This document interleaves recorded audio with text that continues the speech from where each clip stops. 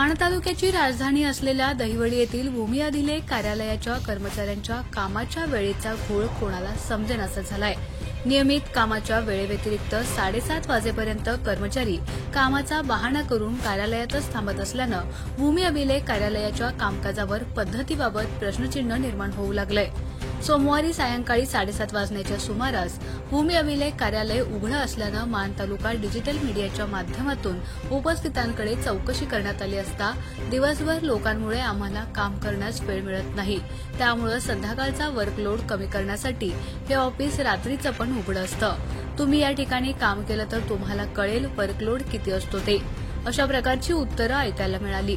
याबाबत एका कर्मचाऱ्यानं भूमी अभिलेख कार्यालयाच्या वरिष्ठ अधिकाऱ्याशी संपर्क केला असता त्यांच्याकडून काम करू द्या की ओ, थोडं लक्ष असू द्या, अशा प्रकारचे उद्गार ऐकायला मिळाले। यावरून भूमी अभिलेख कार्यालयात रात्रीच्या वेळी देखील कामाचा बहाणा केला जात आहे, याचा नेमका अर्थ काय याचं कोडं जनसामान्यांना उलगडण्याचं झालंय। भूमी अभिलेख कार्यालयात कामानिमित्त आलेल्या सर्वसामान्य लोकांना दिवसभर वेटीस धरून त्यांच्याकडून आर्थिक फायदा होत असेल तरच त्यांची काम करण्याची जुनी पद्धत अवघ्या तालुक्याला माहिती आहे।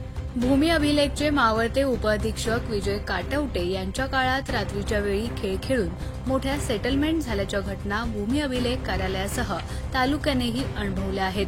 त्यामुळे विद्यमान भूमी अभिलेख उपअधीक्षकांच्या काळात देखील त्याचीच पुनरावृत्ती होत असल्याचं लोक बोलत आहेत।